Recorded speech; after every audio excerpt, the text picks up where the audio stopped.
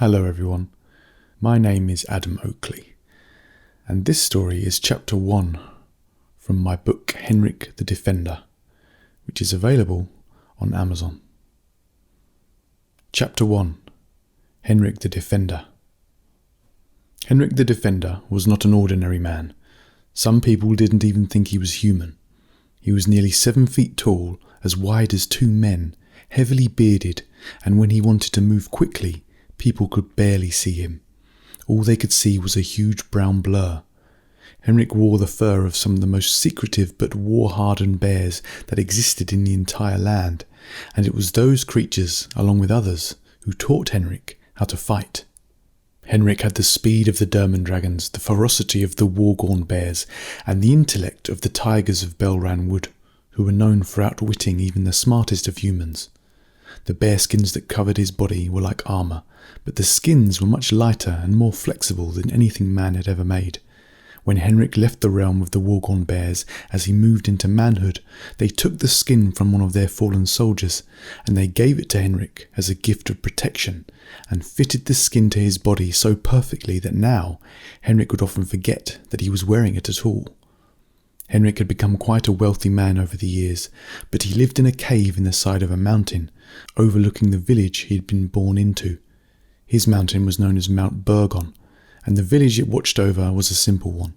It was full of hard-working people who would spend their days either making things, growing things, fixing things, or selling things, and with the help of Henrik's influence, the village had become very peaceful. Most of the villagers were used to a life of working from morning till dusk, without much time for rest or play. There were farmers, animal breeders, herbalists, blacksmiths, carpenters, healers and market sellers, and all of them would sleep well at night, secure in the knowledge that their village and everything in its sight was now known as Henrikland, the land that if anyone dared to even think about invading, they would soon be met and assailed by Henrik the Defender, who would not take any mercy on those looking to cause pain amongst the people he loved. Henrik did not have much use for money, other than buying food from farmers in the village. There was a spring in the side of the mountain that he would drink from, and every time he took a sip, he felt as if he had enough energy to run and fight for days.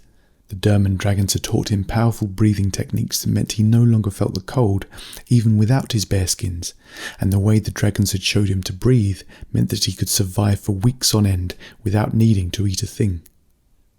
But Henrik liked to contribute. He liked to support the farmers who would spend all of their days working to provide food for people of the village. He would even pay them extra gold coins when he would buy food, and he would buy things from people in the market, or from craftsmen or traders or herbalists, and then he would instantly return what he had just bought, without asking for a refund. He liked to support his village, and over the years he had become known to the people not only as Henrik the Defender, but as Henrik the Kind. Henrik saved lots of his money too. He liked using it, and he also liked to keep bags of gold coins in his cave, where he believed they had the power to attract more and more of themselves all the time if he was simply grateful for them. And it seemed to work. The jobs he was employed to do had gradually paid more and more over the years, and then one of the local farmers, who happened to breed fighting hounds, had offered Henrik a hound for free. "You should want someone to guard your gold when you're not there to guard it yourself," the farmer said to Henrik, who had walked into town to buy a sackful of food. The farmer, named Berntsen, had to crane his neck upwards to look Henrik in the eye, but could mostly see beard and chest. "Here, please, take one of my hounds," the farmer said.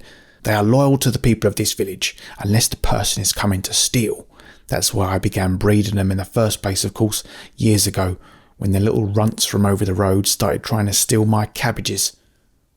Henrik had always admired the fighting hounds. They were bred to protect things.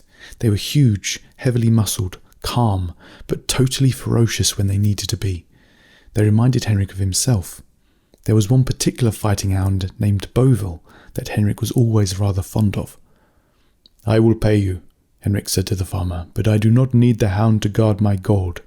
Gold flows to me in abundance, and I accumulate more and more every year."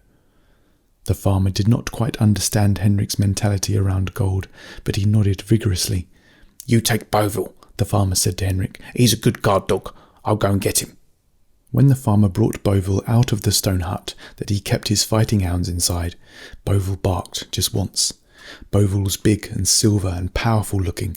He started to run towards Henrik, who had known Boevill for a number of years, and when the farmer was forced to let go of the leash to stop himself being dragged through the mud, the enormous dog, who weighed about twice as much as the farmer, leapt into Henrik's arms and started licking his face. "He knows," the farmer said with a wry smile. Farmer Berntson's face was wrinkled and his body was skinny, and his skin looked like it was made of leather that had been folded and stretched and made tougher over the years. "These dogs, they know things." "Like what?" Henrik said, putting down Boevill and stroking him on the head and back. "Things," the farmer said with another wry smile. "Lots of things." What Henrik often did in exchange for gold was dangerous, but he enjoyed it very much. He felt as if he was built for it. Fighting had been so ingrained into him from such a young age that to fight for justice, to protect the innocent from invaders, and to bring back a sense of peace to a city or village was something that seemed to reward his heart as well as his finances. Henrik used to receive messages from birds or men on horseback who had not worked out how to communicate with birds, and he would answer every call that came his way to help those in need. But in recent years, Henrik knew it was time for him to go to work when he heard a call from a strange woman who also lived in the side of the mountain.